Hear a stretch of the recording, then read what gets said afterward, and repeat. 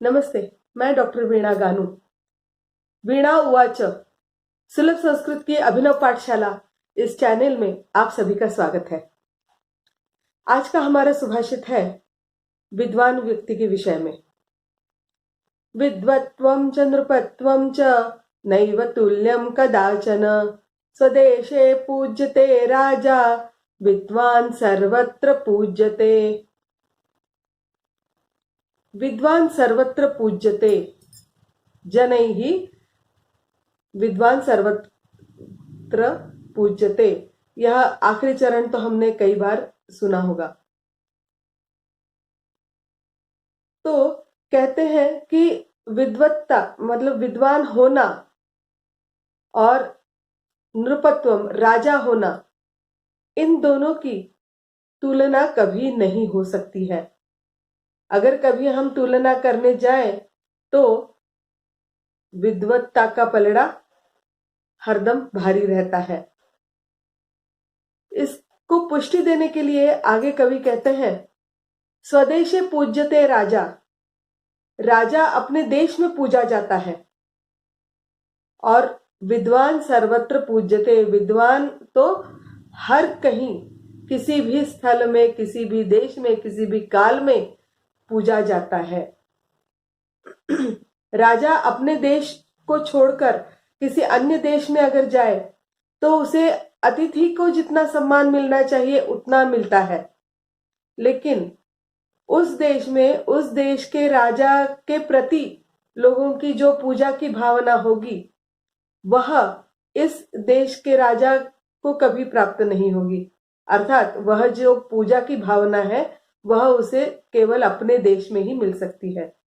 लेकिन विद्वानों की स्थिति यह नहीं है, वे तो कहीं भी जाए सम्मान के अधिकारी होते हैं।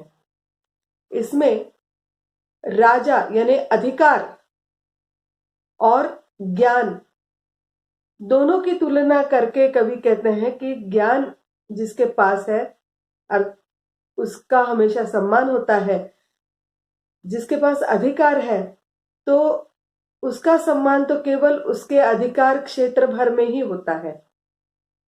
जहां पर उसका अधिकार नहीं है वहां जरूरी नहीं कि उसे वह सम्मान मिले ही, लेकिन ज्ञान की वह स्थिति नहीं है। ज्ञान और ज्ञानी हमेशा सम्मान के पात्र होते हैं। इस प्रकार कवि ने विद्वान लोगों की प्रशंसा यहाँ पर की है। विद्वत्वम और नृपत्वम, यहाँ पर विद्वत यानी विद्वान, तो विद्वान होने का जो भाव है, और नृपत्वम नृप होने का, राजा होने का जो भाव है उसकी तुलना की है। तो उस अर्थ में यहाँ पर विद्वत और नृप इन दोनों शब्दों को त्व से जोड़कर उसे भाववाचक शब्द बना दिए गए हैं। जितने भी कर्तावाचक हम जैसे देखते हैं, त्रुत प्रत्ययांत, नेत्रु, पितृ, मातृ, विधातृ, कर्तृ, इन सभी को हम त्व प्रत्यय लगाकर कर्तरी भाववाचक शब्द हम बना सकते हैं। और भी अन्य शब्द है जैसे राजत्व है, दास्यत्व है, दासत्व है। इस प्रकार से अनेक शब्द हम त्व जोड़कर बना सकते हैं। ममत्व शब्द भी इसी प्रकार बना है। मेरा अपनेपन का भाव वह ममत्व। इस प्रकार अनेक शब्द हम स्वयं ही ढूंढकर उनसे इस प्रकार के भाववाचक शब्द बनाने का प्रयास कर सकते हैं। एक और विशेषता इस श्लोक में मुझे दिखाई दी कि देखिए, नृप और राजा, ये दो शब्द यहाँ पर राजा के लिए प्रयुक्त हुए हैं। नृप कैसे बना है? नृन पाही, अर्थात नृ यानी मनुष्य अर्थात प्रजा, अपनी प्रजा का जो पाही रक्षण करता है, नृन पाती, क्षमा कीजिए, नृन पाती, प्रजा का जो रक्षण करता है वह राजा है, नृप है। और राजा शब्द कहां से बना है? राजते, शोभित होता है, चमकता है, इस अर्थ में, अर्थात मनुष्यों में श्रेष्ठ। इस प्रकार राजा शब्द की व्युत्पत्ति हम कह सकते हैं। तो यहाँ पर भी नृप और राजा शब्द देखकर वहां पर उन्होंने स्वयं ज्ञानी होना और यहाँ पर नृप मतलब प्रजा का रक्षण करना, इस दो अर्थ से बने हुए इन दो शब्दों का प्रयोग किया है। वहां पर राजा के लिए नृप शब्द किया है। यह बहुत अच्छी बात है। प्रजा का रक्षण करना राजा का दायित्व होता है और वह कोई कम नहीं होता। लेकिन अगली दो पंक्तियों में वहां पर राजा शब्द का प्रयोग कवि ने किया है। वहां पर एक दायित्व का भाव है और राजा शब्द में चमकना, मनुष्यों में श्रेष्ठता, इस प्रकार का भाव है। तो इन दो भावों से हमें राजा की मनस्थिति का आकलन होता है।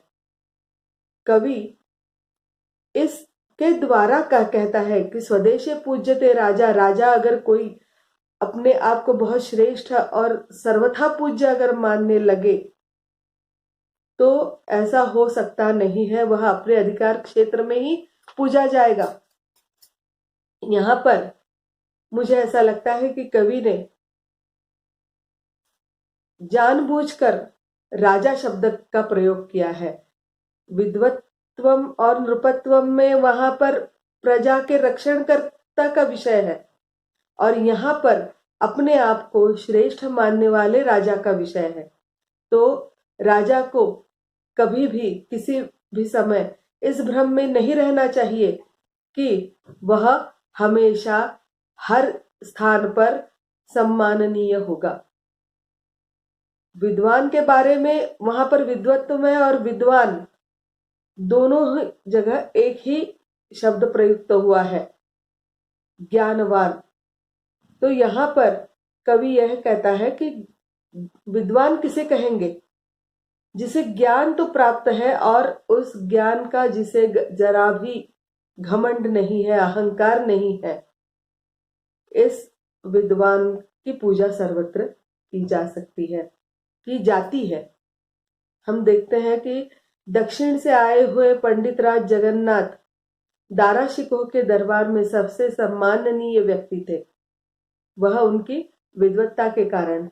ऐसे कई अन्य विद्वान हैं जिनके हम भी अन्य देशों से आए हुए विद्वानों का हमेशा सम्मान करते हैं।